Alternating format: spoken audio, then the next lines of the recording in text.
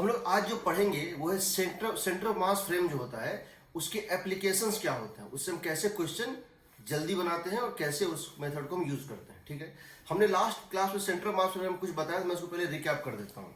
हमने last class में बताया था कि अगर ये एक सिस्टम है, इसमें बहुत सारे पार्टिकल चल रहे हैं इधर उधर, ठीक है, तो हम क्या करते हैं, पहले इसकी VCM निकाल लेते हैं। पहले हम क्या करते हैं, इसकी वेलोसिटी ऑफ सेंटर ऑफ मास निकाल लेते हैं। कैसे? m1v1 plus m2v2 summation bye m1 plus m2। कितने भी पार्टिकल हो हम इसका सेंटर ऑफ मास का स्पीड निकाल सकते हैं। ठीक है, once we get the speed of centre of mass. दूसरा हम क्या करते हैं, इसमें हम क्या करते हैं, इस सेंटर ऑफ मास की स्पीड को अलग कर लेते हैं। We separate this centre of mass speed. हम क्या करते हैं, इस VCM को सेपरेट कर लेते हैं। हम इस VCM को सेपरेट कर देते हैं। VCM with respect to ground, इसको हम सेपरेट करके निकाल देते हैं। So take this part out, हर वेलोसिटी से इसको आउट कर देते हैं, यानी कि हर वेलोसिटी में से इस सेंटर मास को अलग कर देते हैं। अब क्या होता है, डिफरेंट पार्टिकल की वेलोसिटी डिफरेंट मिलती है। ये था velocity of ith particle with respect to ground, ये था velocity of ith particle with respect to ground. और अब ये क्या है, ये है velocity of ith particle with respect to centre of mass. हम सेंटर ऑफ मास की वेलोसिटी को सेपरेट कर दिए और सेंटर ऑफ मास के फ्रेम में अब हम वेलोसिटीज को लिख रहे हैं। हम सेंटर ऑफ मास के फ्रेम में वेलोसिटीज को लिख रहे थे। तो हमने कहा था कि इसकी काइनेटिक एनर्जी, हम ये जानते हैं कि velocity of ith particle with respect to ground would be equal to velocity of ith particle with respect to centre of mass plus velocity of centre of mass to ground. इसका मतलब ये vector और ये vector जब super impose होगा तो ये vector बन जाएगा।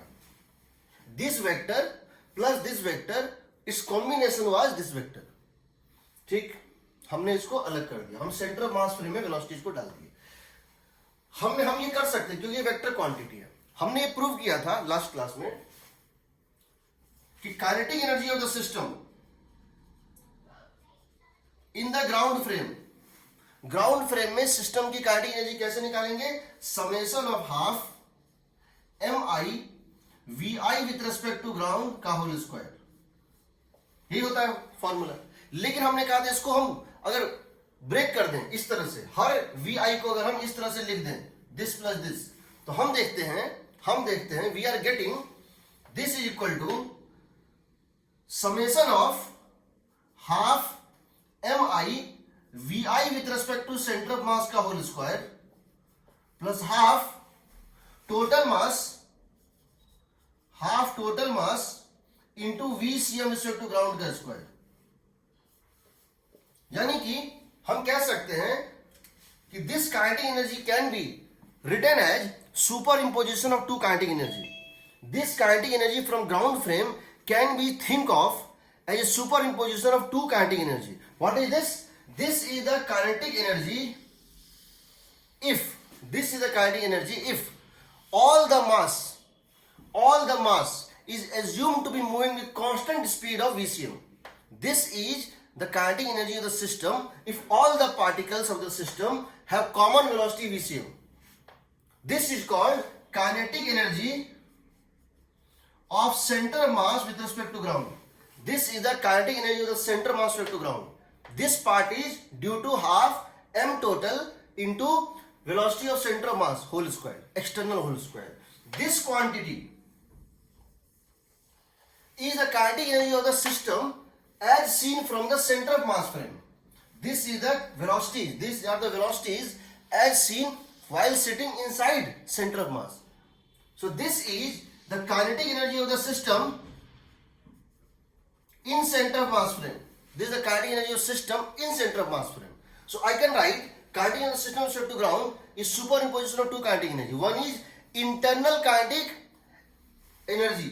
ये क्या है, इंटरनल है। ये वो है जो सेंटर ऑफ मास के अंदर बैठ के दिख रहा था, और ये क्या है, ये सेंटर ऑफ मास का बाहर से जो दिख रहा है। कहने का मतलब है कि अगर एक ट्रेन चल रही है with constant speed of 10 metre per second, अगर एक ट्रेन चल रही है with constant speed of 10 metre per second, train के अंदर बहुत सारे लोग ट्रेन के रिस्पेक्ट में ऊपर नीचे दाएं बाएं उछल कूद कर रहे हैं, तो जो ट्रेन की काइनेटिक एनर्जी है, ये क्या है, ट्रेन की काइनेटिक एनर्जी है half into total mass of train plus passenger into the speed of train whole square. और ये जो है ये है कि ट्रेन के अंदर बैठ के जो मुझे ये पर्सन जंप करता दिख रहा है, समझ रहे हो? समझ रहे हो? तो हम कह रहे हैं कि ये जो टू ब्लॉक सिस्टम के लिए और टू पार्टिकल सिस्टम है, ये सिंपल फॉर्मूला इसका आ जाता है कितना? For two particle system, for two particle system kinetic energy inside centre of mass frame is equal to half reduced mass. क्या होता है ये? m1 m2 by m1 plus m2, m1 m2 by m1 plus m2 into relative speed का whole square, relative speed का whole square.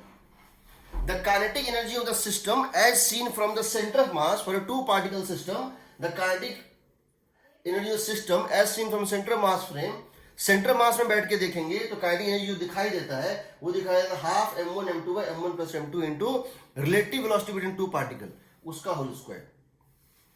ठीक, ये बताए थे लास्ट क्लास में।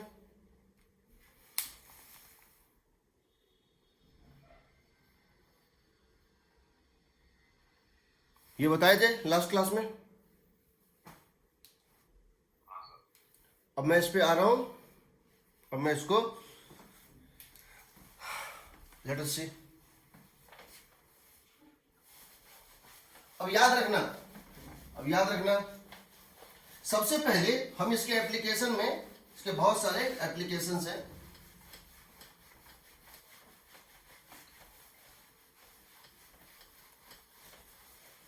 अगर सिस्टम पे एक्सटर्नल फोर्स जीरो है, याद रखना,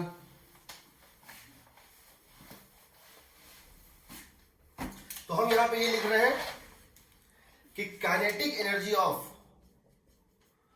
system with respect to ground, इसको तुम कह सकते हो total kinetic energy, is equal to half into kinetic energy of system, sorry, is equal to kinetic energy of system inside center of mass frame as seen from center of mass frame plus kinetic energy of center of mass with respect to ground। इसकी value होती है half total mass into velocity of centre of mass to ground whole square. ये तब तक नहीं बदलेगा, ये तब तक नहीं बदलेगा जब तक सेंटर ऑफ मास का स्पीड नहीं बदलेगा। और सेंटर ऑफ मास का स्पीड, सेंटर ऑफ मास का स्पीड इंटरनल फोर्स से नहीं बदलता है, सेंटर ऑफ मास का स्पीड एक्सटर्नल फोर्स से बदलता है। That means this can not be change by internal force, क्योंकि सेंटर ऑफ मास की स्पीड कभी भी एक्सटर्नल फोर्स पे, क्योंकि सेंटर ऑफ मास कब बदलेगा? जब सेंटर ऑफ मास का एक्सेलरेशन होगा। if f external is zero, if f external is zero, this term remains conserved। Agreed? ये जो टर्म है इसकी वैल्यू हमने टू पार्टिकल सिस्टम के लिए ली थी, half reduced mass into u relative का होल स्क्वायर। यहां पे यू म्यू इसको बोलते हैं रिड्यूस्ड मास, इसको बोलते हैं रिड्यूस्ड मास। हम किसी भी टू ब्लॉक सिस्टम को सिंगल ब्लॉक सिस्टम में कन्वर्ट करेंगे। हम किसी भी टू पार्टिकल सिस्टम को जहां दो चीजें मूव कर रही हो, हम एक को रोक के और एक का मास ये कर देंगे, आंसर वही आता है। बताऊंगा। रिड्यूस्ड मास इसको बोलते हैं रिड्यूस्ड मास। इसका फॉर्मूला होता है m reduced is equal to, reduced mass is equal to m1 m2 by m1 plus m2। और u रिलेटिव का मतलब है स्पीड, रिलेटिव मोशन पे डिपेंड करता है। इंटरनल काइनेटिक एनर्जी जो है वो रिलेटिव मोशन पे डिपेंड करता है। दैट इज u2 वेक्टर और u1 vector minus u2 vector, चाहे वो 1D में हो और चाहे वो 2D में हो, चाहे वो 3D में हो, u1 vector minus u2 vector का मॉड। जैसे अब समझो ये चीज तो कंजर्व रहेगा, but this term can vanish even if external force is zero. Internal forces, internal forces, internal forces जैसे friction, normal, tension, action reaction pair, internal forces within the system can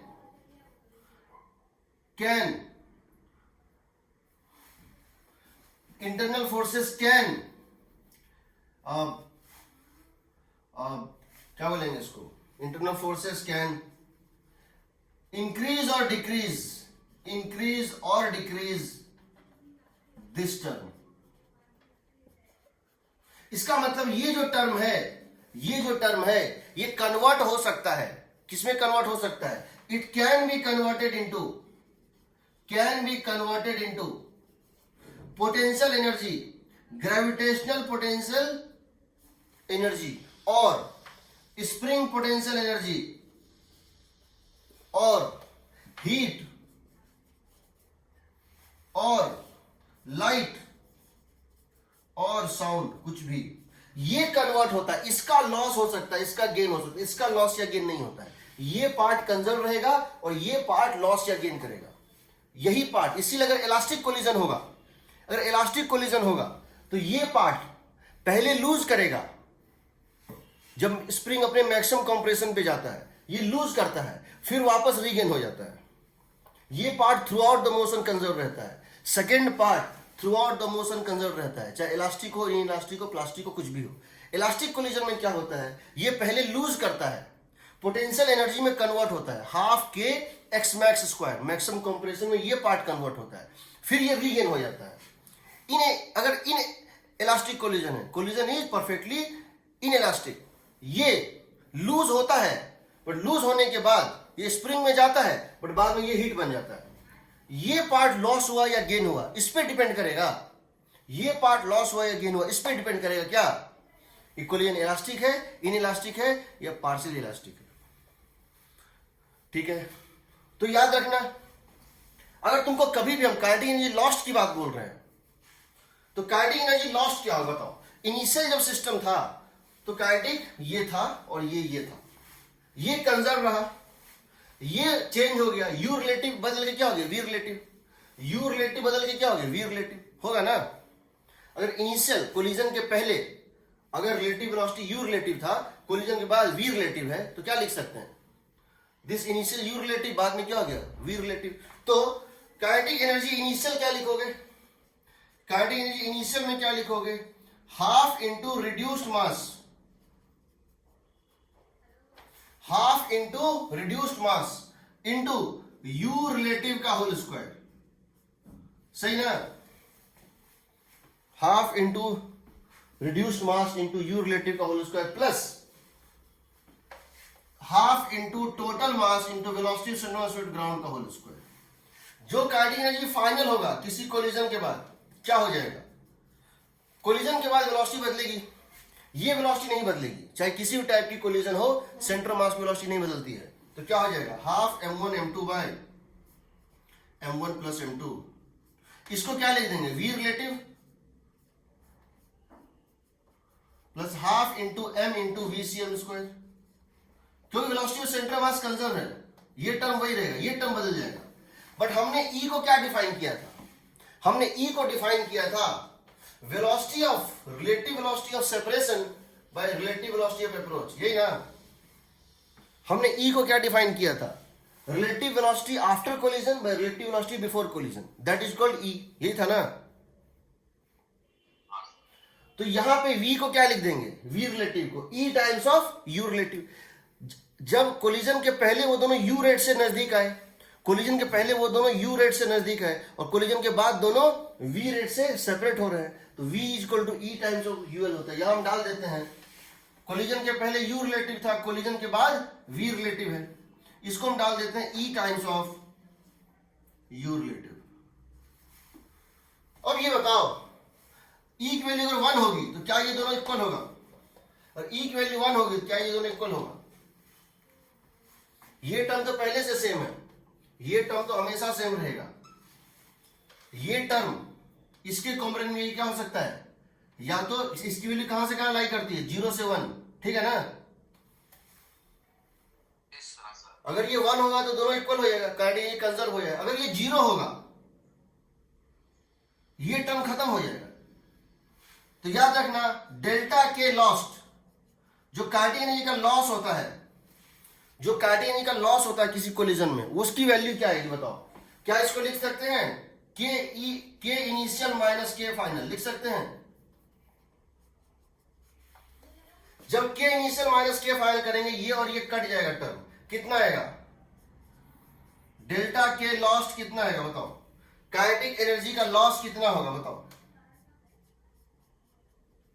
this minus this करेंगे, आएगा half into reduced मास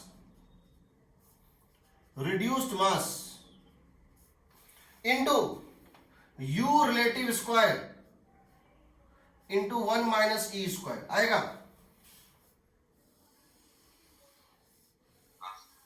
इसको याद रखना, collision किसी भी type का हो, कैसा भी हो, उसके बारे में कुछ नहीं पता है, बट इतना पता है कि काइनेटिक एनर्जी जो लॉस होता है किसी कोलिजन में, उसकी वैल्यू 1 माइनस ई स्क्वायर, यहां 1 माइनस ई, अगर ई की वैल्यू रखोगे 1, कितना लॉस आएगा बताओ? ई को रखो 1, कितना लॉस आएगा? 0, क्योंकि वो इलास्टिक कोलिजन, उसमें लॉस नहीं होता है। ई की वैल्यू रखोगे 0 तो मैक्सिमम लॉस आएगा। तो याद रखना, कोलिजन का नेचर भले ना पता हो तुमको, बट इतना चीज तुमको पता है कि kinetic energy loss, kinetic energy किसी कोलिजन में जो लॉस्ट होता है उसकी वैल्यू कहां से कहां तक लाई करती है? 0 से लेकर के 0 कब होगा? जब इलास्टिक कोलिजन होगा। इलास्टिक कोलिजन में काइनेटिक एनर्जी का लॉस 0 होता है ना। और मैक्सिमम कब होगा? जब परफेक्टली इन इलास्टिक कोलिजन होगा, तो वहां पे होगा, ई को रखोगे 0 तो कितना आएगा? Half into reduced mass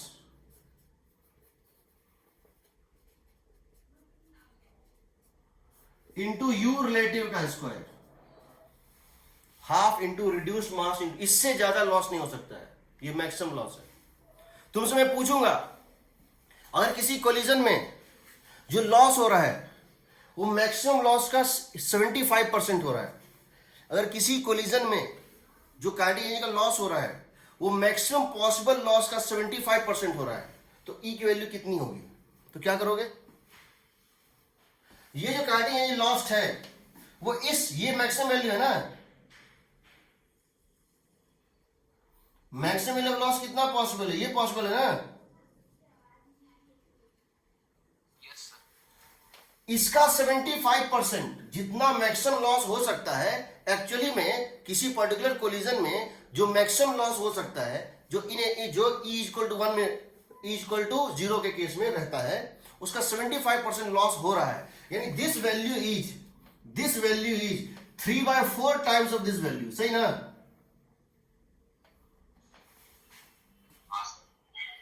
this value is 3/4 times of this value. ये हो गया 3/4। 1 minus E square is 3/4। 1 minus E square is 3/4। E square is equal to 1/4। E is equal to 1/2। 1/2 है वहां, ठीक। हम जितने भी कोलिजन के क्वेश्चन बनाए थे उसको हम एक स्टेप में इस मेथड से बनाएंगे, और उन क्वेश्चंस को भी बनाएंगे जहां पे दिमाग काम नहीं करेगा, ठीक है। सो देख लो, इसको याद रखना, क्योंकि ये कल मैंने यूज किया था, परसों कल मैंने 12th क्लास में मॉडर्न फिजिक्स में यूज किया था। जब दो एटम कोलाइड करते हैं और उनमें जो एक्साइटेशन होता है तो उसमें हम इसको यूज करते हैं, बहुत जगह इसको यूज करते हैं। हम इसको रोलिंग में यूज करेंगे नेक्स्ट चैप्टर में, रोलिंग मोशन जब लेंगे, रोटेशनल मोशन में, सब बता रहा हूं अभी। इसको याद रखना कि कभी कोई कोलिजन हो, मैक्सिमम लॉस होगा half m1 m2 m1 plus m2 into u relative into 1 minus e square, ठीक है। क्वेश्चन नहीं, इसको एक नाम दिए हैं, इसको नाम दिए हैं क्योंकि ये बार बार आता है। हम यहाँ पर क्या बोल रहे हैं, हम इसको जब डिराइव किए थे, याद होगा, जब इसको डिराइव किए थे 2 पार्टिकल सिस्टम के लिए, तो क्या लिखे थे? कल ही तो डिराइव किए थे ना। हम लिखा था half mi vi with respect to centre of mass का square plus half m1 m2 into v2 with respect to centre of mass का स्क्वायर, याद है? v1 with respect to centre of mass था, v1 with respect to centre of mass आया था m2 into v2 minus v1 bye m1 plus ये m2, और v2 आया था m1 into v2 minus v1 bye m1 plus m2। उसको डाले थे, फिर लाए थे, तो ये आया था, इस फॉर्म में आया था। किस फॉर्म में आया था? हमारा आया था, ये जो दोनों का सम था, ये आया था half m1 m2 by m1 plus जो है half m1 m2 by m1 plus m2 into v1 minus v2 का होल स्क्वायर, ये आया था ना, ऐसा ही कुछ आया था। तो हमने इसको नाम दिया, तो बताऊंगा इसमें और भी डिटेल में, पहले मैं आज एप्लीकेशन करा दूं, ठीक है। अब देखो मैं तुमसे क्वेश्चन पहले पूछ रहा हूं, मैं तुमसे क्वेश्चन पूछ रहा हूं,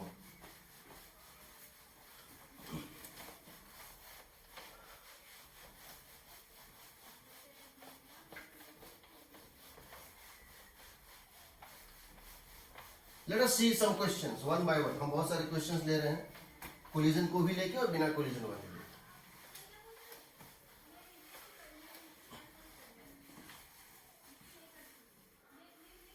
हमसे ये कहा गया है क्वेश्चन नंबर 1, ये एक बॉल है, एक स्प्रिंग है,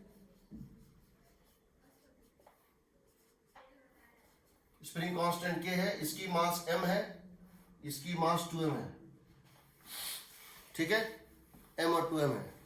मैंने इसको एक स्पीड दे दिया इधर u, और इसको भी एक स्पीड दे दिया इधर u, दोनों को u स्पीड दे दिया, तो उसके बाद इसका कुछ मोशन होगा, कुछ तो होगा। In the subsequent motion find the maximum elongation in the spring, in the subsequent motion, in the subsequent motion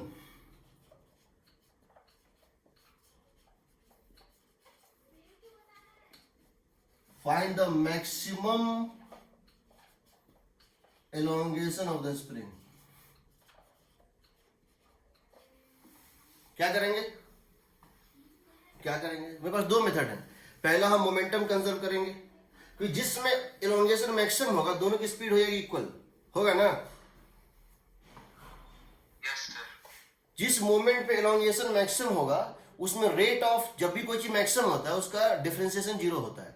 so when, एक मेथड तो ये है, when x is equal to x max, यानी सेपरेशन होगा maximum, dx by dt is zero, यानी v relative is zero, यानी दोनों की स्पीड है इक्वल। तो मान लेते हैं दोनों की स्पीड कितनी होगी v, मान लेते दोनों की स्पीड कितनी हो जाएगी v, और वो v किसके इक्वल होगी, और वो v किसके इक्वल होगी, सेंटर मास की वेलोसिटी के इक्वल होगी, होगी ना। जिस समय दोनों की स्पीड हो जाएगी इक्वल, उस समय दोनों स्पीड, जिस समय दोनों की स्पीड हो जाएगी इक्वल, वो जो v होगी वो vcm के इक्वल होगी, होगी, बताओ। तो ये बताओ सेंटर मास के फ्रेम में ये भी vcm हो गया, ये भी vcm हो गया, और सेंटर मास का तो vcm था ही, तो सेंटर मास के फ्रेम में काइनेटिक एनर्जी क्या है इसकी, जीरो, क्योंकि ये स्पीड भी vcm, ये भी vcm, और सेंटर मास की स्पीड vcm। तो सेंटर मास के फ्रेम में, सेंटर मास के फ्रेम में इसकी काइनेटिक वह खत्म हो जाएगी, और यही इसकी मैक्सिमम लॉस होती है। इसलिए हम कहते हैं कि हमारे सेंटर मास के फ्रेम में काइनेटिक एनर्जी जानते हैं, हमको मोमेंटम कंजर्वेशन लगाने का काम ही नहीं है, हम सीधे क्या करें, उसी को पोटेंशियल एनर्जी में कन्वर्ट कर देंगे। पहला मेथड है, हम यहां लगाएंगे मोमेंटम कंजर्वेशन v निकालने, लिखेंगे m 2m into U plus m into minus U is m plus 2m 3m into v निकल गया। फिर लिखेंगे initial half M U square kinetic energy, half 2m into U square plus zero, kinetic potential zero, is equal to half m into V square plus half 2m into V square plus half k into X max square. v पता है x max निकल जाएगा। दूसरा तरीका है simple, half reduced mass into u relative square, this vanish, this gets converted to half k x max square, यानी answer हो जाएगा half reduced mass is 2m by 3, u relative का मतलब हो गया, बताओ रिलेटिव वेलोसिटी क्या होगा दोनों में, 2u, वेक्टर लेना है, this vector minus this vector, या दिस वेक्टर माइनस उसके मॉड का स्क्वायर, 2u है ना, whole square is equal to half k x max square. आ गया। मान लो क्वेश्चन ऐसा ना होता, क्वेश्चन ये होता, ये एक स्प्रिंग है इस तरह से,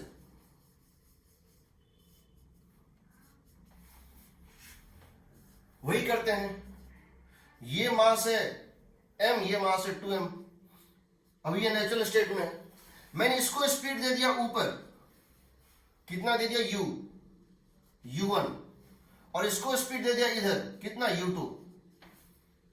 मैंने इसको दे दिया स्पीड ऊपर, इसको दे दिया राइट, और पूछा है अब जो ये मोशन करेगा, क्या मोशन करे वो बात की बात है। अब जब ये सब्सिक्वेंट मोशन में जाएगा, ये घूमेगा भी और चलेगा भी, कुछ तो होगा इस पूरे प्रोसेस में। इसके बाद जो सब्सिक्वेंट मोशन होगा, इसका मैक्सिमम एलोंगेशन या मैक्सिमम कंप्रेशन क्या होगा, ठीक। व्हाट द मैक्सिमम एलोंगेशन और maximum compression in the subsequent motion. तो क्या करोगे, find maximum elongation in the subsequent motion, in the subsequent motion, find maximum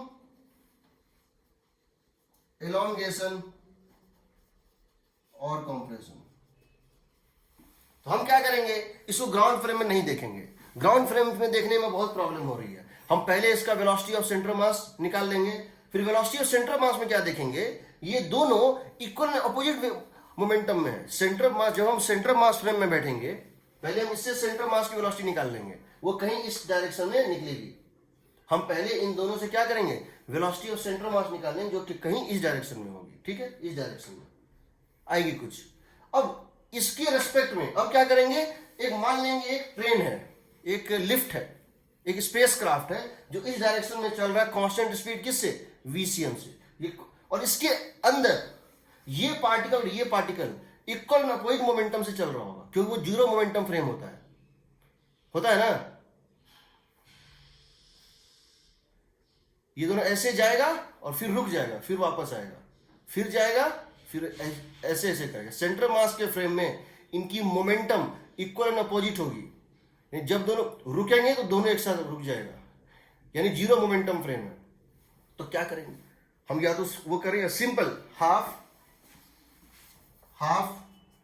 reduced mass 2m/3 m1 m2 by m1 plus m2 u relative. देखो इसको और इसको u1 minus u2 का mod आएगा under root of u1 square plus u2 square आएगा। u relative क्या होगा, u2 vector minus u1 vector का मॉड, कितना है बताओ, u रिलेटिव कितना आएगा, under root u1 square plus u2 square, इसका होल स्क्वायर होगा, is equal to half K X max square. सही है।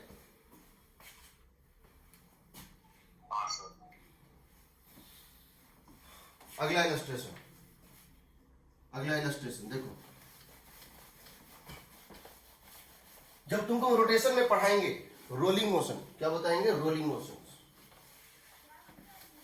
तो हम रोलिंग मोशन को क्या करते हैं ना, वो क्या होता है, combined translational and rotational motion होता है। वो combined translational and rotational motion होता है। इसका मतलब क्या होता है, जो रोलिंग मोशन होता है वो combined translational and rotational motion होता है। इसका मतलब क्या होता है,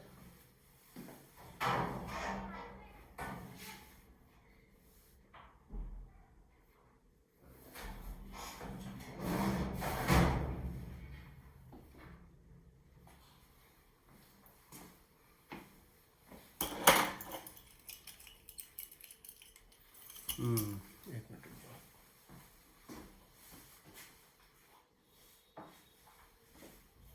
देखो ये जो है इसको हम बोलते हैं ट्रांसलेशनल मोशन। इसको हम क्या बोलते हैं, ट्रांसलेशनल मोशन। इसकी प्रॉपर्टी होती है कि हर पॉइंट की स्पीड इक्वल होती है, ये घूमता नहीं है। यहां अगर तुम एक इमेजिनरी लाइन ड्रॉ कर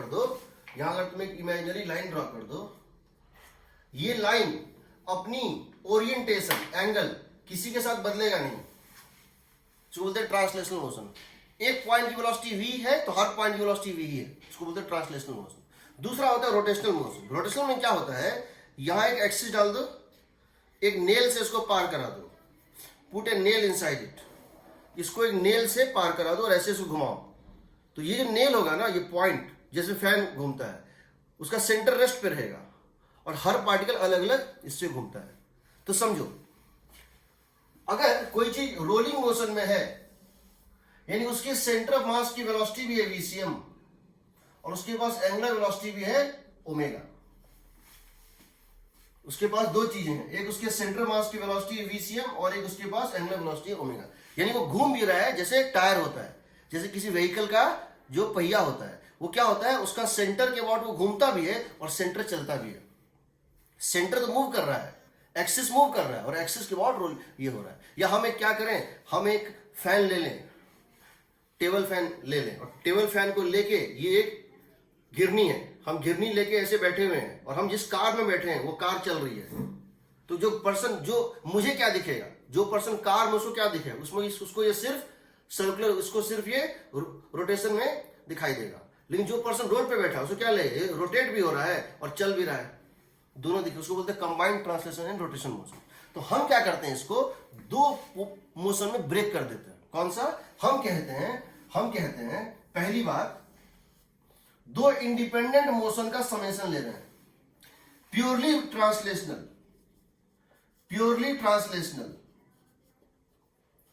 पहला स्टेप ये प्योरली ट्रांसलेशनल, इसका मतलब है कि इसकी वेलोसिटी वीसीएम है, इसकी वेलोसिटी वीसीएम है, इसकी वेलोसिटी वीसीएम है, इसकी वेलोसिटी वीसीएम है, इसकी वेलोसिटी वीसीएम है, सबकी वेलोसिटी वीसीएम है। इस केस में इसका काइनेटिक होता है, इस केस में काइनेटिक एनर्जी होता है, काइनेटिक एनर्जी होता है centre of mass vector to ground. ये क्या है, हम क्या मान रहे हैं कि entire body have common velocity and that velocity is velocity of centre of mass to ground. पूरी की पूरी बॉडी सेंटर मास वेलोसिटी से चल रही है। तो ये एक हो गया, इसकी वैल्यू कितनी आएगी, half into total mass into VCM square, इसको बोलते हैं ट्रांसलेशनल काइनेटिक एनर्जी। दूसरा, हम क्या करते हैं, इसके सेंटर ऑफ मास को रेस्ट पे मान लेते हैं। दूसरा, हम इसके सेंटर ऑफ मास पे बैठ जाते हैं, we set on its centre of mass frame. जब सेंटर ऑफ मास पे बैठ के इसको देखते हैं, तब हमको हर पार्टिकल एक सर्कुलर मोशन में चलता दिखाई देता है।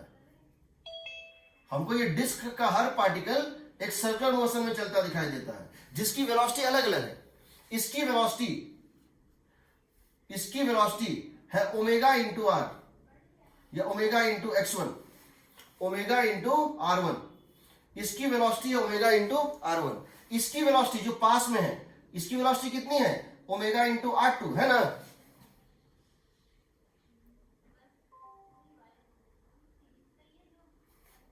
ये रोटेशन का पार्ट है, मैं रोटेशन पढ़ा नहीं रहा हूं,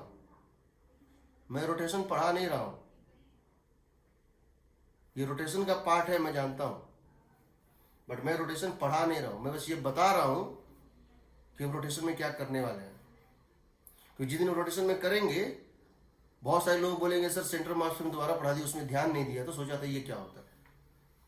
ये तुमको उसके लिए नहीं है, पढ़ा नहीं रहे हैं। ये वेलोसिटी आती है हाफ, ये होता है kinetic energy of system with respect to centre of mass. ये सेंटर ऑफ मास के फ्रेम में सर्कुलर मोशन दिख रहा है, इसकी वैल्यू आती है half moment of inertia about centre of mass axis into omega square. जब इन दोनों को जोड़ देते हैं, आता है total kinetic energy, half M VCM square plus half ICM omega square. ये होता है इसका टोटल काइनेटिक एनर्जी। बहुत सिंपली निकलता है, बहुत सिंपली निकलता है। हम इसको वहां यूज करेंगे, ठीक है। दूसरा, तो रोलिंग मोशन में हम सी फ्रेम का यूज करके क्वेश्चन को बनाएंगे, ठीक। मिटाएं इसको, ठीक। देखो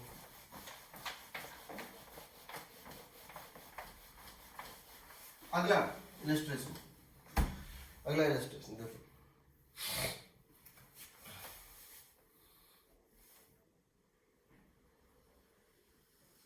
ये ऐसे करके एक जो है वेज है,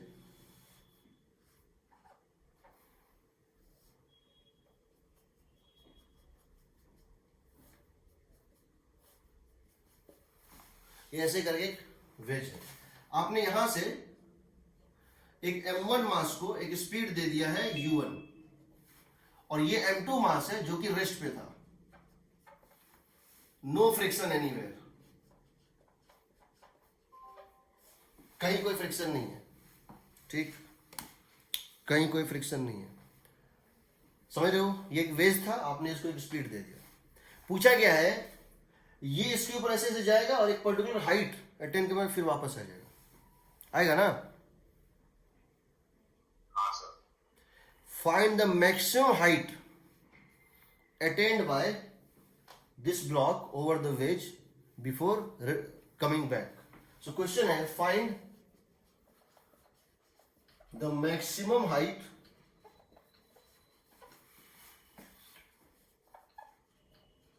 attained by the block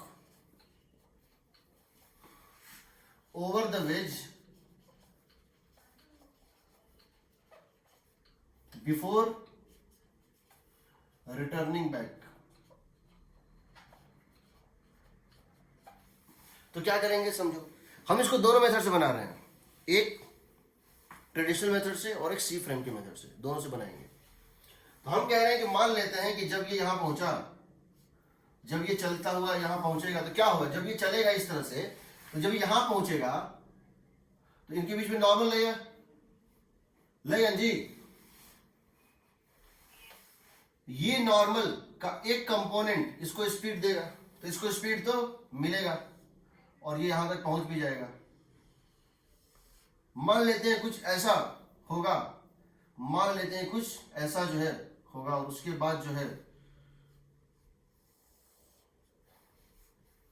ये यहां तक पहुंच जाएगा मान लो बिफोर कमिंग। अब ये कह रहे हैं कि जब ये सबसे मैक्सिमम हाइट पर होगा, जब इसकी हाइट यहां से मैक्सिमम होगी, उस समय दोनों की वेलोसिटी इक्वल होगी, यानी कि रिलेटिव वेलोसिटी 0 होगा।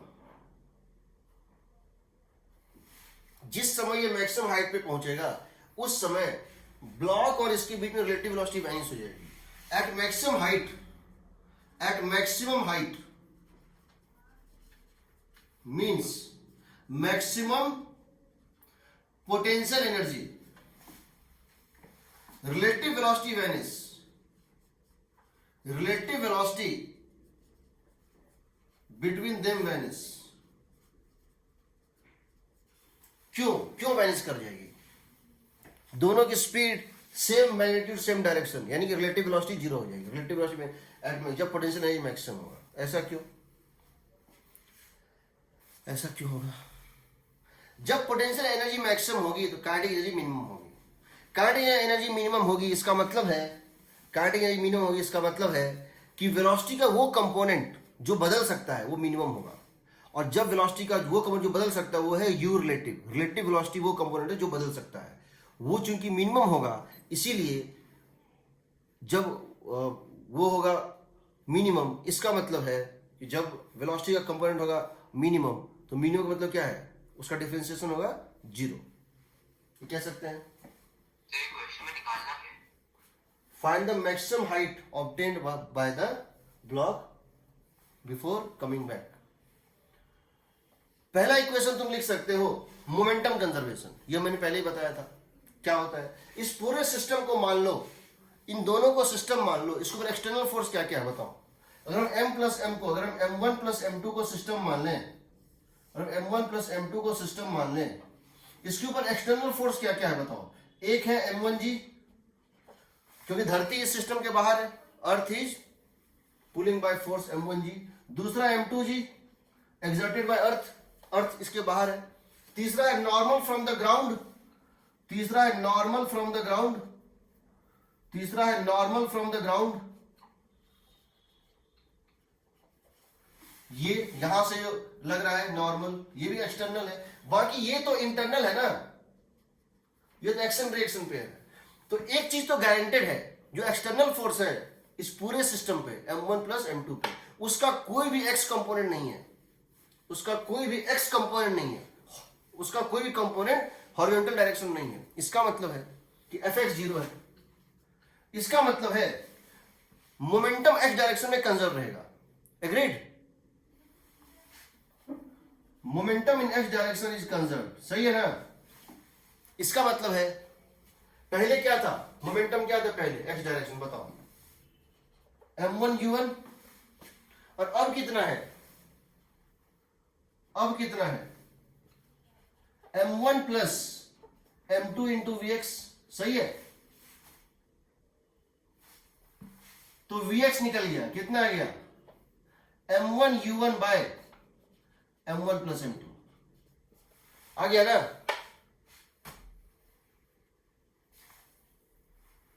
एग्रीड?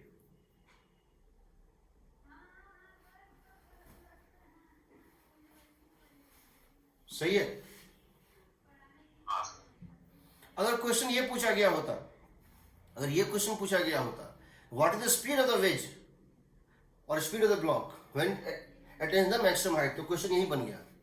अगर ये क्वेश्चन पूछा गया होता, find the speed of the wedge और the block at the moment when this height is maximum, तो क्वेश्चन बन गया, this is the last, this is the speed of the wedge और दिस। बट पूछा तो ये नहीं गया है। पूछा गया है व्हाट? पूछा क्या गया है? पूछा गया है व्हाट इज द हाइट। अब दूसरा स्टेप लगाते हैं, एनर्जी कंजर्वेशन। इस पूरे प्रोसेस में सिर्फ ग्रेविटी ने वर्क किया है और किसी ने वर्क नहीं किया है। इस पूरे प्रोसेस में ग्रेविटी के अलावा किसी ने वर्क नहीं किया है। इन दोनों का नेट वर्क डन आएगा 0। बता चुके हैं इंटरनल फोर्स का वर्क डन हमेशा 0 आता है, बताए हुए थे ना, एक्शन रिएक्शन का। इसका वर्क डन यहां जो लग रहा था नॉर्मल, इसके पर हो रहा है मोशन, क्या हो रहा है इसके परपेंडिकुलर। इस पॉइंट ऑफ एप्लीकेशन वेलोसिटी इसका क्या है? परपेंडिकुलर। तो mg सिर्फ वर्क किया है। तो हम क्या लिख सकते हैं? लॉस इन पोटेंशियल एनर्जी और u प्लस, हम लिख सकते हैं u plus K, ui plus K I, u final plus K final. या वर्क एनर्जी थ्योरम लगा दो, work done by all the forces, work done by gravitational force equal to k final minus k initial, तब भी वही आएगा। u initial 0, k initial half m1 u1 square, u final mgh max m1gh max, सही है, m1gh max, क्योंकि इसका centre mass तो move नहीं हुआ, इसका सेंटर मास तो वेज का ना ऊपर गया ना नीचे गया, दाएं बाएं गया है। इसका सेंटर मास h हाइट कर गया move, that must be equal to plus half m1 plus m2, इन दोनों का kinetic energy m1 plus m2 into vx square, यही ना। So we are going to get half m1 u1 square minus, इसको इस side ले आओ, half m1 plus m2 into vx को डालो यहां, कितना लिखोगे? m1 square u1 square by m1 plus m2 whole square is equal to m1 g h max। सही है? ये और ये कट गया, ये कितना आएगा बताओ? देखो इंटरेस्टिंग चीज आएगा, हाफ m1 कॉमन ले लो, नहीं sorry, u1 square bye 2 common ले लो, यहां कितना आ गया? m1 times of m1 plus m2 minus m1 square by m1 plus m2, सही है, इंटू u1 स्क्वायर तो ले ही चुके थे, m1gh max। जरा बताओ तो, क्या ये half reduced mass into u relative square है? क्या ये टर्म हाफ रिड्यूस्ड मास, देखो ये m1 स्क्वायर और ये m1 स्क्वायर कट जाएगा, कटेगा, m1 into m1 square minus m1 square cut गया, m1 m2 by m1 plus m2, m1 into m2 by m1 plus ये है m2, ठीक है। हाफ दिस इंटू u1 क्या था? इसकी स्पीड स्टार्टिंग में क्या थी? रेस्ट पे थी ना?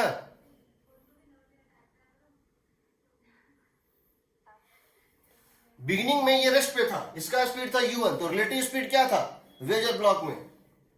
u1 माइनस 0 था ना? Agreed?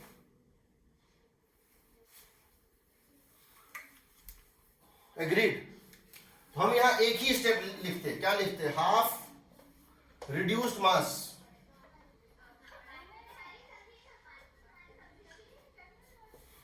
u relative u1 minus 0, यही पार्ट ना कन्वर्ट होगा किस में? यही पार्ट ना कन्वर्ट होगा किस में? हीट में, लाइट में, साउंड में, पोटेंशियल एनर्जी में, काइनेटिक एनर्जी में, किसी में भी यही पार्ट किसी और फॉर्म में कन्वर्ट हो सकता है।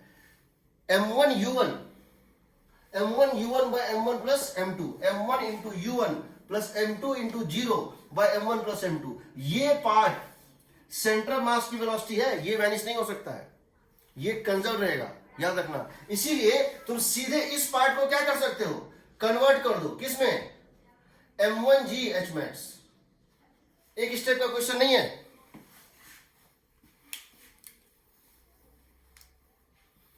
एक स्टेप का क्वेश्चन नहीं है, समझ रहे हो? सर इसको एक और बार बता दीजिए। बता रहा हूं, फिर से बता रहा हूं।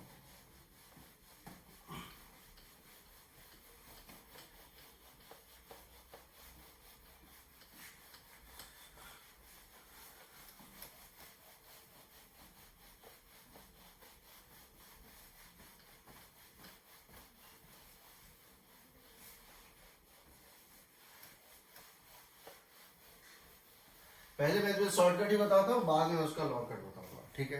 शॉर्टकट क्या है वो पहले समझ लो। ये क्वेश्चन हो इस तरह से, इस टाइप से क्वेश्चन दे दें,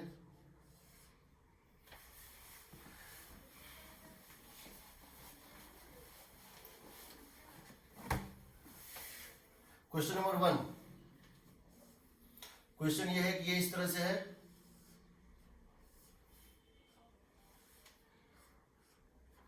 आपने यहां से एक बॉल को थ्रो कर दिया, इसकी स्पीड है u1 m1, ये m2 और ये रेस्ट पे था।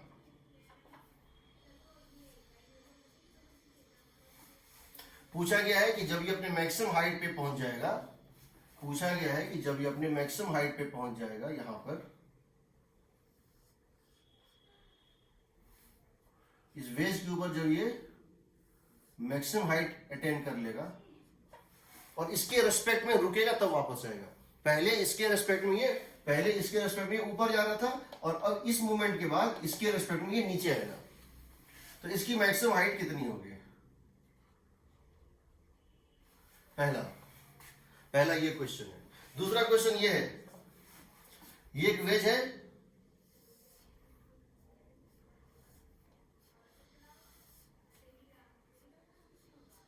इस m1 मास को दे दिया स्पीड u1 और इस m2 मास को दे दिया स्पीड, इस m2 मास को दे दिया स्पीड u2, ठीक है? पूछा गया है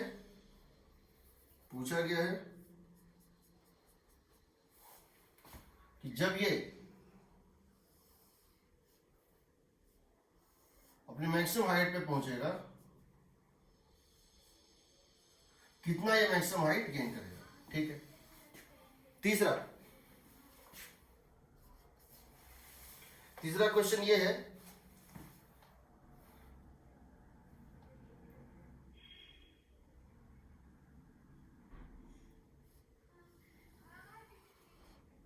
इस तरह से एक वेज है,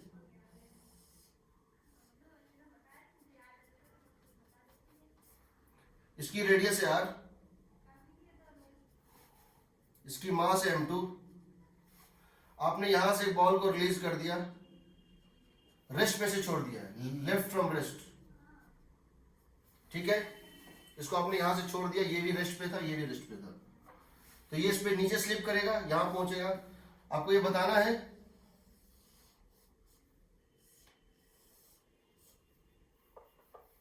जब अपने बॉटम मोस्ट पॉइंट पे पहुंच जाएगा, यहां पर जब इन्हें बॉटम मोस्ट पॉइंट पे पहुंच जाएगा, इसकी स्पीड होगी v1 तो इसकी स्पीड होगी v2।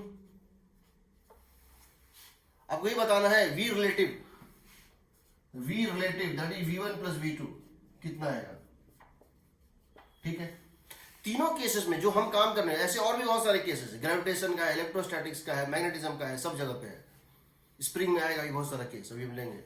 तुमको इन सारे केसेस में क्या करना है समझ लो, ये टू बॉडी का सिस्टम है, ये टू बॉडी का सिस्टम है, एग्रीड? ये टू बॉडी का सिस्टम है, तो याद रखना इसकी total energy centre of mass frame में, और ये होती है इसकी टोटल एनर्जी जो है होती है kinetic energy of the system होती है with respect to ground that is equal to half into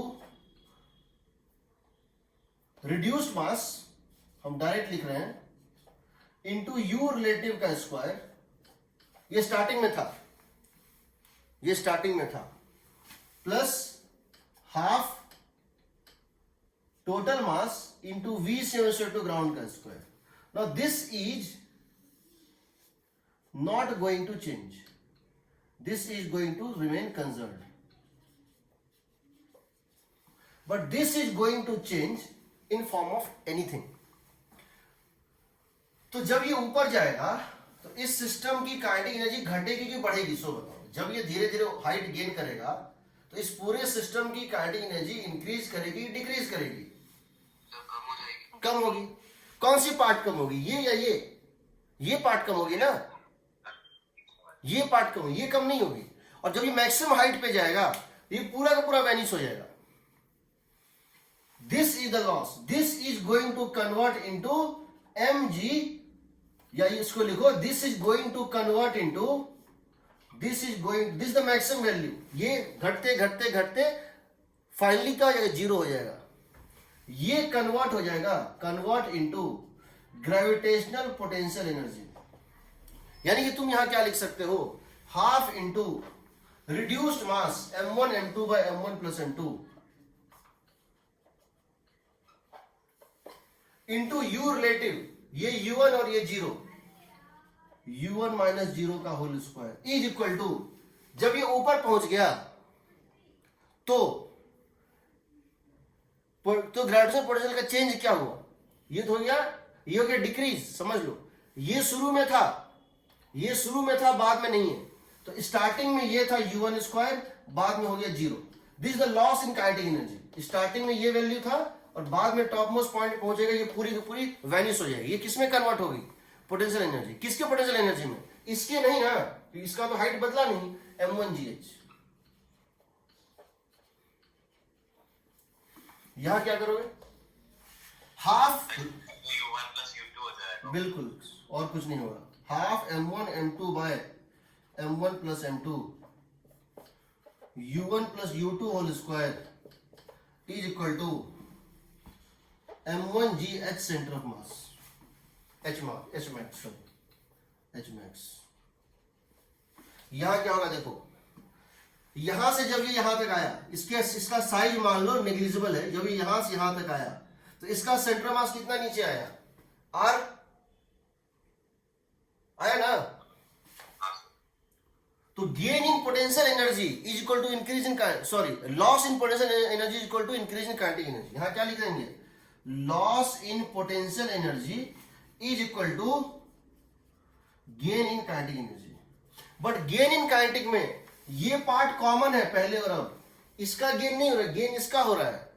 तो इसको तुम लिख दोगे, कितने का लॉस हुआ है, m1gr, m1gr कितने का लॉस हुआ है, यहां से यहां तक में m1gr इतने का लॉस हुआ है, इज इक्वल टू गेन कहां, हाफ रिड्यूस्ड मास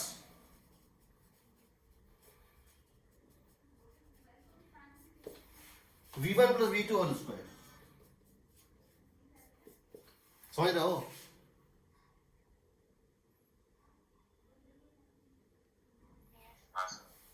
और तुम जानना चाहते हो v1 v2 इंडिविजुअली तुम जानना चाहते हो, ये तो एनर्जी का है ना इक्वेशन. तुम जानना चाहते हो सर मुझे v1 v2 नहीं चाहिए, मुझे v1 और v2 दोनों चाहिए सेपरेटली. तो तुम ये जानते हो m1 v1 equal to m2 v2, जानते हो ना, बस v1 v2 पता है और m1 v1 और v1 और v2 में रेशियो भी पता है, निकल जाएगा, सब कुछ निकल जाएगा, कोई दिक्कत नहीं. अगला क्वेश्चन देखो, अगला क्वेश्चन देखो. हम इसको मोमेंटम कंजर्वेशन से नहीं बनाएंगे. हम किसी भी कोलिजन के क्वेश्चन में मोमेंटम कंजर्वेशन पढ़े जरूर हैं, बट पढ़े इसलिए नहीं है कि उसको लगाएंगे, पढ़े इसलिए हैं क्योंकि जानना जरूरी है, जानना जरूरी है. जैसे चैप्टर बढ़ते जाएगा तुम्हारे क्वेश्चन बनाने के मेथड्स छोटे होते जाएंगे. रोटेशनल के बाद, रोटेशनल मोशन के बाद तुम्हारे पास एक एक स्टेप का मेथड होगा. तुमने अब तक जो जो क्वेश्चन बनाए हैं, सबसे बड़ा मेथड था काइनेमेटिक्स, उससे छोटा मेथड था न्यूटन्स लॉज, उससे छोटा मेथड था एनर्जी कंजर्वेशन, उससे छोटा मेथड होता है मोमेंटम कंजर्वेशन, और सबसे छोटा जो है मेथड होता है एंगुलर मोमेंटम कंजर्वेशन। जब वो पढ़ोगे फिर तुम देखोगे कि कहीं भी तुमको वेक्टर का यूज नहीं करना पड़ेगा। You can solve entire physics without using vectors, सिर्फ स्केलर से काम चलता है, ठीक है। लेकिन ये जरूरी नहीं है, तुमको ये नहीं भी अगर आता है, ये मेथड तुमको नहीं भी अगर आता है तो भी तुम क्वेश्चन बना सकते हो। आता है तो जल्दी बना सकते हो, जानने में कोई दिक्कत नहीं है। सर्किट को सॉल्व करने के हम 10 मेथड पढ़ते हैं, एग्जाम में कोई एक यूज करते हैं, जो हिट कर गया, जो प्रैक्टिस में है, जिससे जल्दी आ गया उससे निकाल दिया। बट टूल्स, तर्कस में तीर सब होने चाहिए, चलाओ नहीं चलाओ वो नीड डिपेंडेंट है, बट तुम्हारे पास तर्कस में सारे मेथड होने चाहिए। और एक डिफिकल्ट मेथड के बाद ही एक आसान मेथड को अप्रिशिएट करते हैं लोग। ऐसा नहीं डायरेक्ट हम इसको बता देते तो ये होता, सब कुछ में वही होता है। अगला क्वेश्चन देखो,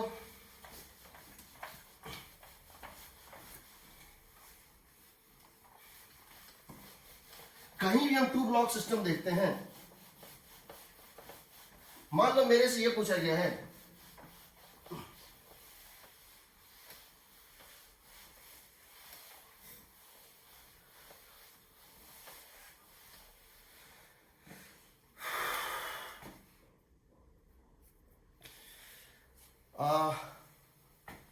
मेरे से पूछा गया है, मान लो एक क्वेश्चन है, कोलिजन टाइप का ही लेते हैं। हमको ये दिया हुआ है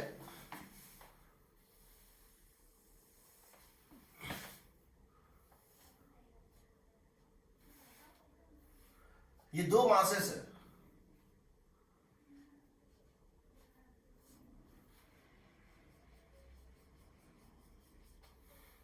इसकी मास है m और इसकी मास है 2m, स्प्रिंग कांस्टेंट है k, ठीक है। और स्प्रिंग अपने नेचुरल स्टेट में है, अभी स्प्रिंग जो है अपने नेचुरल स्टेट में, यानी अभी स्प्रिंग में ना तो कोई एलोंगेशन है ना ही कोई कॉम्प्रेशन है, दोनों स्प्रिंग से बंधे हुए हैं। हमने इसको स्पीड दे दिया है v0 और इसको स्पीड दे दिया है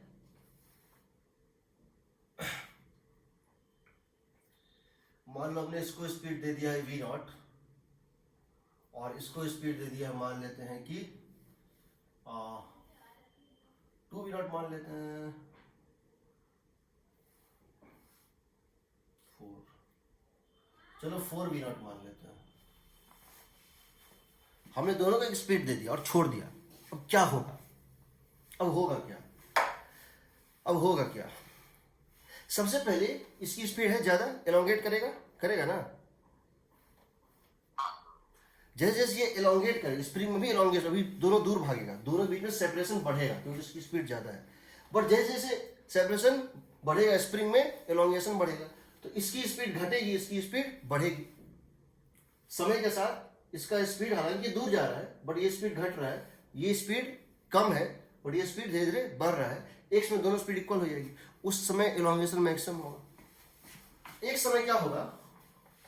एलोंगेशन हो जाएगा मैक्सिमम। आंसर 6mv0² a का रूट है। क्या निकालना क्या है इसमें? Maximum elongation. अच्छा, मैक्सिमम एलोंगेशन, हाँ वही होगा जो तुम निकाल रहे हो। एक समय दोनों की स्पीड हो जाएगी इक्वल, दोनों की स्पीड हो जाएगी इक्वल स्पीड्स, इक्वल वेलोसिटी। उस समय स्प्रिंग में मैक्सिमम एलोंगेशन होगा ना। Let that elongation be X max. तो ये v कितना आ जाएगा बताओ? 3v0 हो जाएगा, बताओ इसका निकालो तो। m into v0 plus 2m into m into v0 plus 2m into 4v0 is equal to 3m into v हो गया 3v0, सही है। और ये वेलोसिटी किसके इक्वल है? सेंटर मास वेलोसिटी इक्वल है। यानी अभी तुमको क्लैरिटी नहीं दिख रहा है, तुम ग्राउंड पे खड़े हो, तुमको दोनों चलता हुआ दिख रहा है, बट अगर तुम सेंटर मास पे बैठ के देखते तो वो दोनों रेस्ट पे दिखता, ठीक है। अब क्या होगा उसके बाद? इस मोमेंट के बाद क्या होगा? अभी स्प्रिंग एलोंगेटेड है, एलोंगेटेड स्प्रिंग क्या करता है? इसको इधर खींच रहा है और इसको इधर खींच रहा है। अभी स्प्रिंग में क्या है? एलोंगेशन। अभी भी स्प्रिंग खींच रहा है ना, तो अब क्या होगा?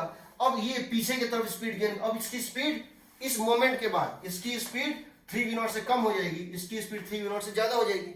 इस मोमेंट के बाद dt टाइम के बाद इसकी स्पीड हो जाएगी 3v0 से थोड़ी ज्यादा, इसकी 3v0 से थोड़ी कम। अब दोनों नजदीक आना शुरू होगा, फिर से स्प्रिंग अपना लेंथ रीगेन करने लगेगा, because now the relative velocity after this moment, the relative velocity is the velocity of coming closer। तो इसकी स्पीड क्या हो जाएगी, इसकी स्पीड क्या हो जाएगी, ड्यू टू दिस फोर्स इसकी स्पीड हो जाएगी ज्यादा, इसकी स्पीड इससे कम हो जाएगी। अब ये फिर नेचुरल लेंथ पे आएगा। जब फिर ये नेचुरल लेंथ पे आएगा तो क्या होगा बताओ। अगेन ये एक समय नेचुरल लेंथ पे आएगा, तो हम कह रहे हैं इसकी वेलोसिटी हो जाएगी, इसकी वेलोसिटी हो जाएगी इधर की तरफ 4v0 और इसकी वेलोसिटी इधर की तरफ v0। सही है जी। हाँ सर। और ये हो जाएगा नेचुरल लेंथ में। उसके बाद फिर ये ऐसे जाएगा और फाइनली ये यहाँ पे, क्योंकि अब ये नेचुरल लेंथ बट स्पीड तो हो चुका है, ये अंदर है ये बाहर आएगा। इस मोमेंट के बाद ये आएगा भीतर, ये जाएगा इधर। इस मोमेंट पे फोर्स था 0, बट इस मोमेंट के तुरंत बाद फोर्स लगेगा आउटवर्ड, क्योंकि कंप्रेस करेगा, इसकी स्पीड घटेगी, इसकी स्पीड बढ़ेगी और फाइनली दोनों के बीच में कंप्रेशन क्या होगा, मैक्सिमम, यहाँ आएगा मैक्सिमम कंप्रेशन। और जब आएगा मैक्सिमम कंप्रेशन तो फिर से दोनों की स्पीड क्या हो जाएगी, इक्वल। फिर से दोनों की स्पीड क्या हो जाएगी, इक्वल, जो कि इक्वल टू कितनी हो जाएगी, 3v0। और वही जो कंप्रेशन यहां हुआ था, एलोंगेशन, वही कंप्रेशन यहां भी आएगा x में x। ये तो हो गया तुमने ग्राउंड से देखा। अब मैं इसी क्वेश्चन को इधर सेंटर मास फ्रेम से देख रहा हूं। मैं सबसे पहले क्या करता हूं, इसका सेंटर मास की वेलोसिटी निकाल लेता हूं, और इसके सेंटर मास की वेलोसिटी होती है 3v0। एग्रीड। इसके सेंटर मास की वेलोसिटी क्या आएगी बताओ, m1v1 plus m2v2 by m1 plus m2 vector sign के साथ 3v0 आएगी। Yes sir. मैंने 3v0 को अलग कर दिया, मैंने इसमें से इस मोशन में से इसको पहले अलग कर दिया, वेक्टोरियली अलग कर दिया। अब मैं सिर्फ इसको देख रहा हूं, क्योंकि ये बदलने वाला है नहीं, मुझे से कोई मतलब। अब मैं सिर्फ इसको देखूंगा। ये हमेशा याद रखो, चाहे यहां ले लो, चाहे यहां ले लो, चाहे यहां ले लो, चाहे यहां ले लो। चार ही डायग्राम बने थे यहाँ, 1 2 3 4। हाँ, चारों केस में इससे तो कोई मतलब ही नहीं है, तुमको इससे कोई मतलब ही नहीं है भाई। इसको तो सेपरेट कर दो, हटा दो इसको। अब बैठ के देखो, अब इसके अंदर इस ट्रेन में बैठ के सारे काम करो। इस ट्रेन में बैठ के देखोगे कि इसकी स्पीड क्या आएगी, इस सेंटर ऑफ मास के रेस्पेक्ट में, सेंटर ऑफ मास फ्रेम के रेस्पेक्ट में, जो पर्सन ट्रेन में बैठा है सेंटर ऑफ मास ट्रेन में, उसको इसकी स्पीड क्या दिखेगी, v0 दिखेगी।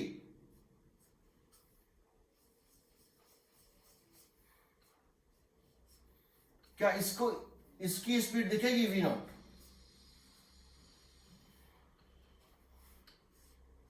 दिखेगी जी। इसकी कितनी दिखेगी, ये उधर 3v0 से जा रहा है और ये v0 से जा रहा है, तो इसको दिखेगी 2v0 इधर। सोचो तो, अगर हम इस साइड जा रहे हैं विद स्पीड 3v0 और ये मेरा पीछा कर रहा है स्पीड v0, क्या मुझे ये नहीं कि दूर भाग रहा है 2v0 से।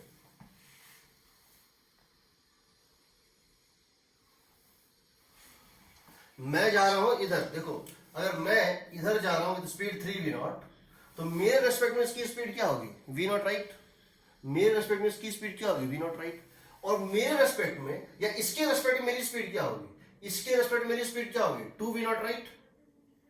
इसके रेस्पेक्ट में मेरी स्पीड होगी 2v0 राइट, तो मेरे रेस्पेक्ट में इसकी स्पीड होगी 2v0 लेफ्ट। देखो तो मोमेंटम जीरो आ रहा है, देखो तो मोमेंटम जीरो आ रहा है। क्या m इंटू 2v0 लेफ्टवर्ड और 2m into v0 rightward cancel हो रहा है, हो रहा है ना। ये है मोशन सेंटर ऑफ मास। ये दोनों वेलोसिटी किसके फ्रेम में है, सेंटर ऑफ मास के फ्रेम में।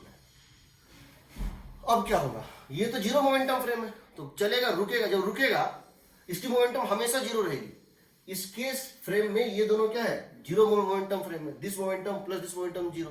तो जब ये स्टॉप होगा ये भी स्टॉप हो जाएगा, होगा ना।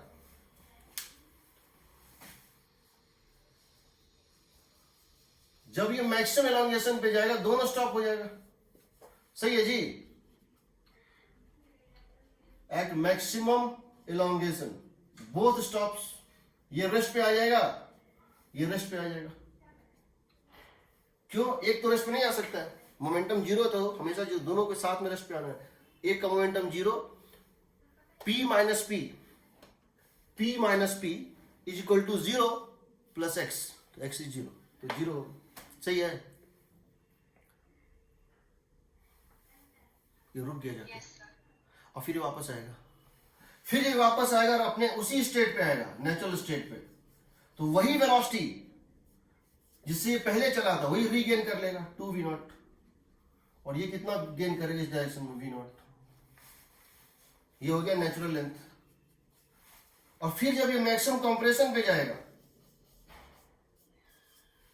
अंदर आके रुकेगा, ये रेस्ट पे, ये रेस्ट पे, ये मैक्सिमम कंप्रेशन। तुम चेक करके देखो किसी भी पॉइंट पे जो super imposition of both velocity है वो यही आएगा। देखो इसको सुपर इंपोज करो, इस वेक्टर को और इस वेक्टर को। क्योंकि तुम क्या जानते हो, velocity of particle with respect to ground, तुम क्या जानते हो बताओ, velocity of particle with respect to ground, ये velocity of particle with respect to centre of mass plus velocity centre of mass to ground, यही है ना।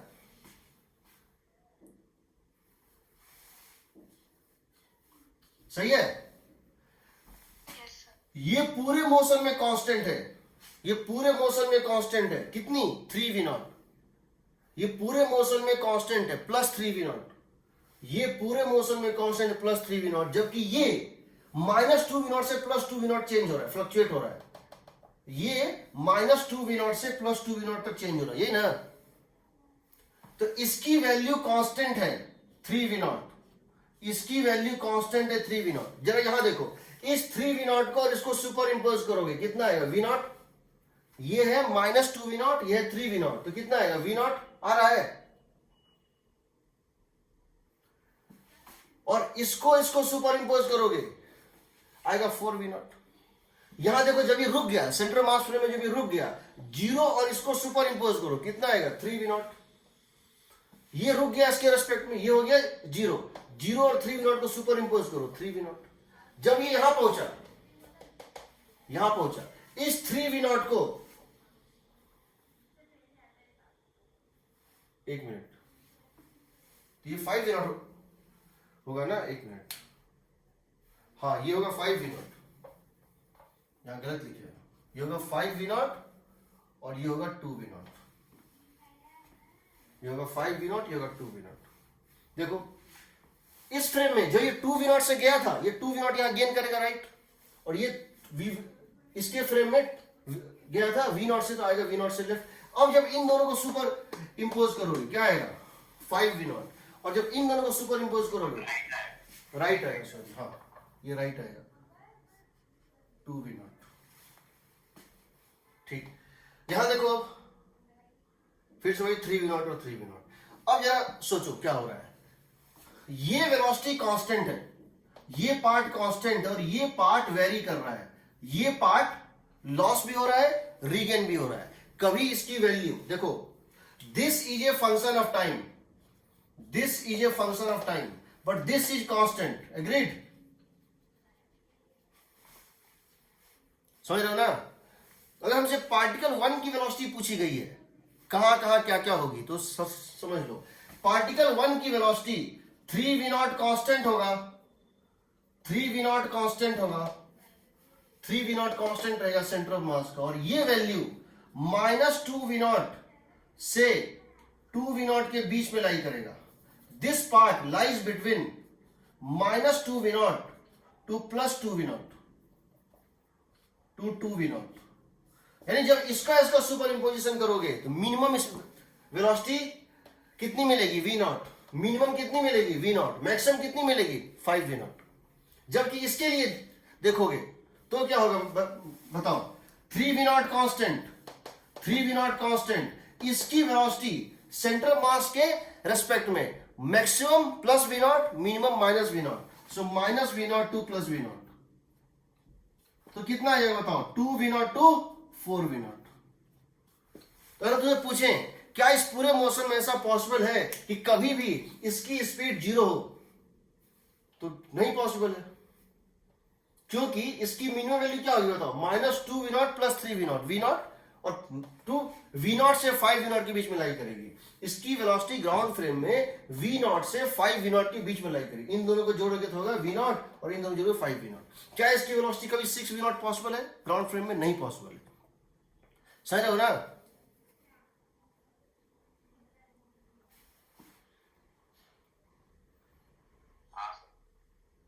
ठीक है, यही हम एसएचएम में करेंगे। ये एसएचएम हो रहा है, सेंटर मास फ्रेम में बड़ा प्योर एसएचएम हो रहा है। सेंटर मास फ्रेम के बाहर समझे कि स्प्रिंग को खींचो, ऐसे एक स्प्रिंग को इस तरह से खींच लो और छोड़ दो। एक स्प्रिंग के दोनों एंड पे ब्लॉक बंधा है, इसे खींच के छोड़ दो। जब छोड़े तो दोनों रेस्ट पे था, मोमेंटम 0 है, तो हमेशा मोमेंटम क्या रहेगा, 0 रहेगा। ऐसे ऐसे करेगा, समझ रहे हो ना? ये क्वेश्चन बड़ा सिंपल है, ये क्वेश्चन बड़ा सिंपल है। बट अगर हम यही चीज को कर दें एक ट्रेन के अंदर, इसको ब्लॉक को खींचे और छोड़ दें, अभी मुझे ट्रेन के भीतर बैठ के ऐसा ही दिख रहा है और ट्रेन एक कांस्टेंट है, बट जो पर्सन ग्राउंड पे बैठा है उसको ये बड़ा कॉम्प्लेक्स मोशन दिख रहा है। क्यों दिख रहा है? क्योंकि वो ग्राउंड से दिख रहा है, मुझे बड़ा सिंपल दिख रहा है, एसएचएम दिख रहा है। जो पर्सन वहां बैठा है उसको वो दिख रहा है कॉम्प्लेक्स मोशन। तो उस पर्सन को क्या करना चाहिए कि ट्रेन की वेलोसिटी को अलग कर दे और ट्रेन में बैठ जाए, और अब उसको देखे तो वो उसको सिंपल दिखेगा, वो उसको सिंपल दिखेगा। ठीक है, ऐसे और भी हैं क्वेश्चंस हैं, हम दोनों फ्रेम में इसको देख सकते हैं। ठीक है, अब देखो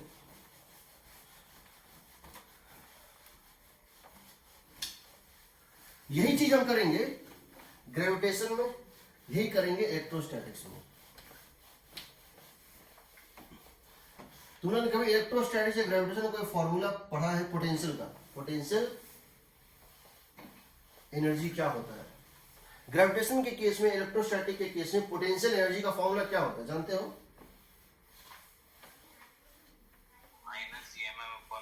माइनस जीएम। ठीक है, करेक्ट। हमसे ये पूछा गया है, ये दो मासेस हैं m1 और m2,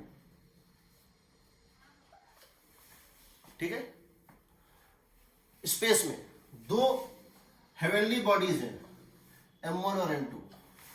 इन दोनों को मैंने स्पेस में छोड़ दिया, उनके बीच की डिस्टेंस थी r1, इसको रेस्ट पे से छोड़ दिया, इसको भी रेस्ट पे से छोड़ दिया, तो क्या होगा, दोनों अट्रैक्ट करेगा एक दूसरे को और दोनों मूव करेगा।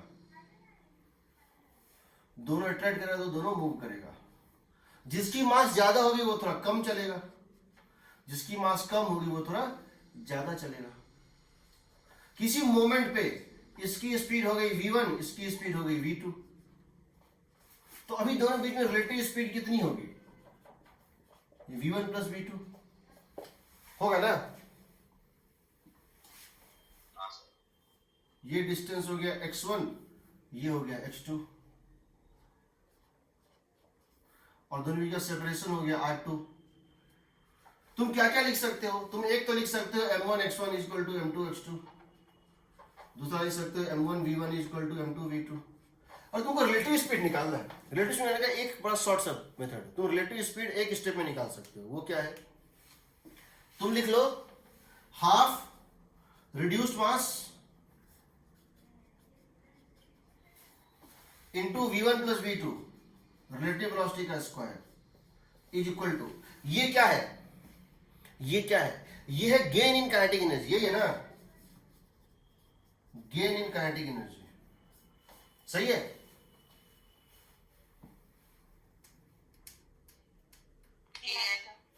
This must be equal to loss in potential energy, क्योंकि चाहे लॉस इन पोटेंशियल एनर्जी और equal to gain in kinetic जो है लिखो, या loss in kinetic equal to gain in potential, loss या गेन ऑफ काइनेटिक में सिर्फ ये पार्ट लेते हैं।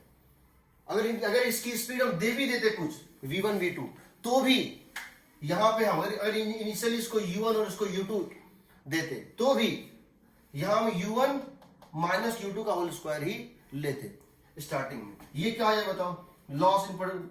तो लॉस का मतलब हो गया, लॉस का मतलब क्या हो गया, you initial minus you final. Gain का मतलब क्या हो गया, you final minus you initial. Gain मतलब हुआ चेंज, लॉस मतलब हुआ नेगेटिव ऑफ द चेंज। ये हो जाएगा minus G m1 m2 by r1 minus G m1 m2 by r2। खैर ये सब गलत चीज, हम जब उस चैप्टर में आएंगे, मेरा बेसिक्स है कि हम कल को कुछ पढ़ाना चाहते हैं या यूज करना चाहते हैं कहीं भी जो शॉर्टर मेथड है, तो उसका हम इंट्रोडक्शन अभी दे दें जो रेलिवेंट चैप्टर है। ठीक है, चलो अब देखो, अब मुझसे अगर क्वेश्चन ये पूछा जाता है, और मुझसे अगर क्वेश्चन ये पूछा जाता है,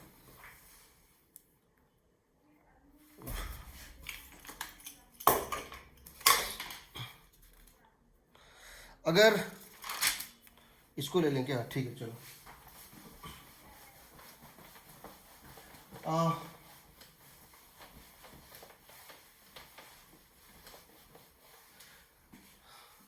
जिस दिन मैं सिलेबस कंप्लीट कर दूंगा तुम लोग का पूरा, जिस दिन पूरा सिलेबस का, उस दिन मैं तुम लोग को फिर जो रिवीजन कराऊंगा, तो हर चैप्टर में कुछ ऐसी चीजें एक्स्ट्रा भी बताऊंगा जो शायद मैं अभी नहीं बता पा रहा हूँ। ठीक है, हालांकि नोट्स में सब दे दिया करूंगा। देखो मुझे एक ये धागा दिया हुआ है, एक थ्रेड है, ये एक थ्रेड है और यहाँ दो मासेस लगे हुए हैं, ये दो थ्रेड है, एक का मास है m, एक का मास है 2m। मैंने क्या किया, इसको एक स्पीड दे दिया इस डायरेक्शन में v, इसको एक स्पीड दे दिया 3v, और मैंने इसको एक स्पीड दे दिया, और मान लो कि 3v, इसको स्पीड दे दिया मान लो कि v।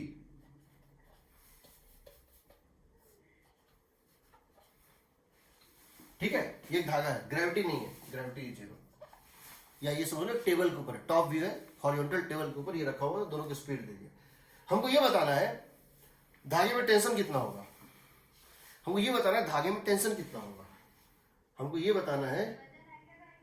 इसको एक काम करते हैं कि चलो इसको v 2v, इसको v कर दिए,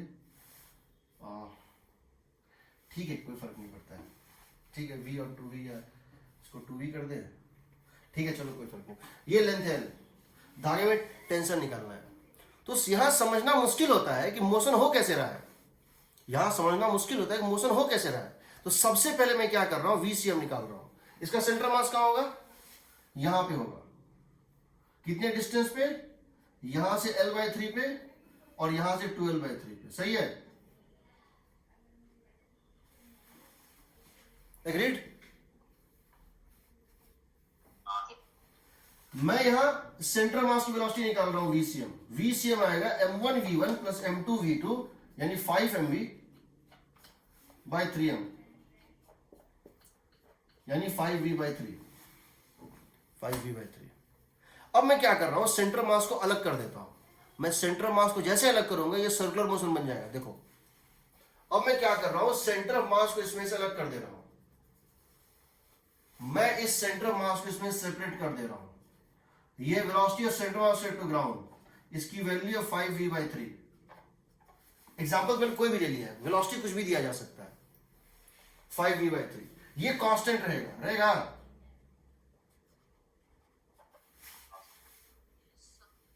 इसके रिस्पेक्ट में इसकी स्पीड, चूंकि अब तुम सेंटर मास पे बैठ गए हो, अब तुम सेंटर मास पे बैठ के क्वेश्चन बना रहे हो, तो तुम्हारे रेस्पेक्ट में इसकी स्पीड क्या होगी, ये 5v/3 और ये 3v है, तो इसकी स्पीड आएगी इस डायरेक्शन में। इस फ्रेम में, सेंटर ऑफ मास के फ्रेम में इसकी स्पीड आएगी 3v - 5/3, 4v/3 ना, 3v - 5/3, हाँ। और इसकी स्पीड क्या है बताओ, ये v था और ये 5v/3, ये आ जाएगा इस डायरेक्शन में 2v/3।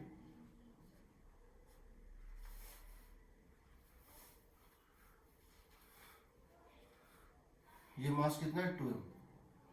देखो तो जीरो मोमेंटम आ रहा है कि नहीं,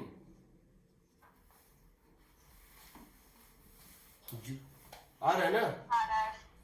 यानी सही है, जीरो मोमेंटम फ्रेम है। अब क्या होगा, तुम सेंटर मास से बैठ गए हो, सेंटर मास तो रेस्ट पे है, तुम सेंटर मास पे बैठ गए हो, सेंटर मास तो रेस्ट पे है, तो ये ऐसे घूमेगा। देखो मान लो ये ब्लैक पार्ट जो है वो है L/3 और ये व्हाइट पार्ट है 2L/3, ये रहेगा फिक्स, ये ऐसे ऐसे घूमेगा। समझ रहे हो, दोनों हमेशा एक दूसरे के डायमेट्रिकली अपोजिट होगा। ये घूमेगा किस स्पीड से, 4v/3 से। रेडियस कितनी होगी इसकी, 2L/3। ये घूमेगा किस कांस्टेंट स्पीड से, 2v/3। इसकी क्या होगी रेडियस, L/3। ये दोनों का कॉमन सेंटर होगा। इस फ्रेम में तुम देखोगे दोनों का एंगुलर वेलोसिटी सेम आएगा, बट लीनियर वेलोसिटी दोनों का सेपरेट होगा।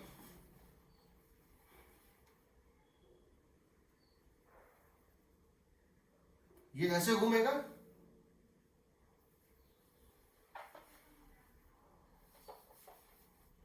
और ये ऐसे घूमेगा, और centre of mass is the common centre. So ये घूमेगा, m moves on circle of radius कितना, 2L/3 with constant speed 4v/3। 2m moves on circle of radius L/3 with speed 2v/3। दोनों का टाइम पीरियड सेम आएगा, तुम करके देख लो। क्या दोनों का ओमेगा सेम आ रहा है, ओमेगा 1 होगा 4v/3 बाय 2L/3 और ओमेगा 2 होगा 2v/3 बाय L/3। क्या दोनों सेम आ रहा है, सेम है ना? क्योंकि जितने देर में ये एक सर्किल कंप्लीट करेगा, ये टिप, उतने टिप देर में ये टिप भी एक सर्किल कंप्लीट, दोनों का टाइम पीरियड सेम आएगा। क्या m1v1 इक्वल टू m2v2 है, मतलब क्या m1v1 और m2v2 इक्वल एंड अपोजिट है? Yes. इसकी एक्सेलरेशन क्या होगी सेंटर की तरफ, इसकी एक्सेलरेशन सेंटर की तरफ क्या होगी और इसकी एक्सेलरेशन सेंटर की तरफ क्या होगी? एक्सेलरेशन क्या होती है, v²/r होती है। एक्सेलरेशन होती है 4v/3 का होल स्क्वायर, r कितना है 2L/3, कितना हो जाएगा बताओ? 4v/3 का होल स्क्वायर बाय 12, 8v² क्योंकि 16/2 हो जाएगा 4, 8v² आई थिंक 3 ना, 3L। इसकी वैल्यू क्या आएगी बताओ? इसकी वैल्यू आएगी 2v का होल स्क्वायर, 2v/3 का होल स्क्वायर बाय L/3। ये भी क्या, ये क्या आ रहा है बताओ? 4v² आ रहा है। Yes, sir. दोनों का एक्सेलरेशन अलग अलग है, लेकिन क्या m1a1 प्लस m2a2 0 है? क्या m1 into this downward, this into this downward और 2m into this downward equal opposite है? हाँ सर। है ना?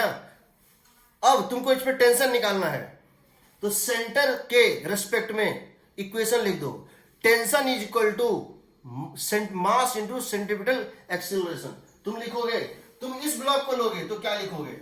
लिखोगे tension is equal to mass into acceleration, this particle's velocity square by radius distance from this particle's velocity square, ये by ये, यानी 8v²/3L। जब ये कि अगर तुम टेंशन यहां से निकालोगे, अगर तुम टेंशन यहां से निकालोगे तो क्या लिखोगे? T2 इज इक्वल टू क्या लिखोगे? 2m into v2² bye r, मतलब कितना था L/3। चाहे तुम यहां लो m इंटू, चाहे तुम लो m mass into 4v/3 whole square by 2L/3, या तुम लो 2m टाइम्स ऑफ 2v/3 का होल स्क्वायर, 2v/3 का होल स्क्वायर इंटू L/3। तुम्हारा वैल्यू निकलेगा सेम ही, दोनों में तुम्हारा सेम वैल्यू आएगा क्योंकि सेम धागा है। 8mv²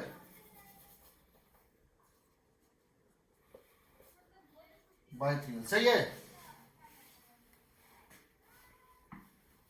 सही है।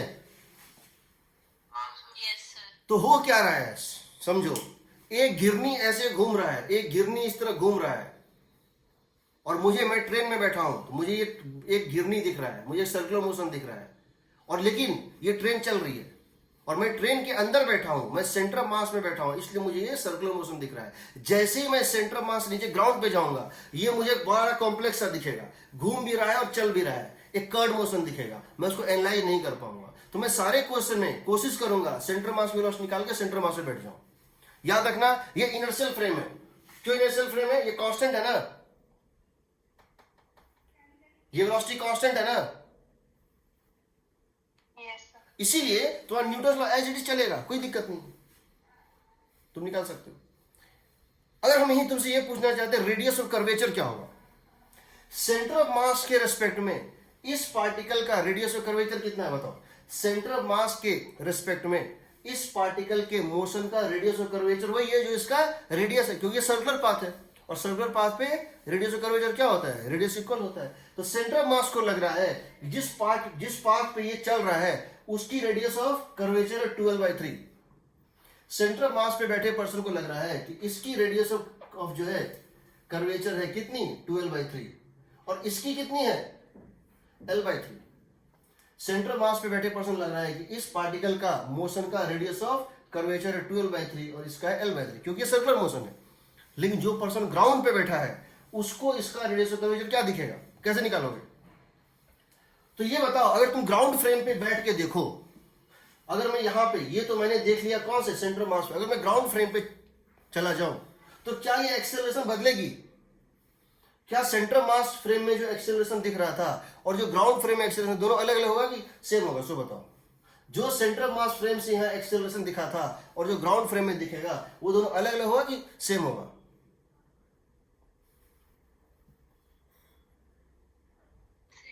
सेम होगा, क्योंकि ये भी तो कांस्टेंट वेलोसिटी से ना है। तो अगर मैं ग्राउंड फ्रेम से देखूंगा तो मुझे इसकी एक्सेलरेशन वही दिखेगी।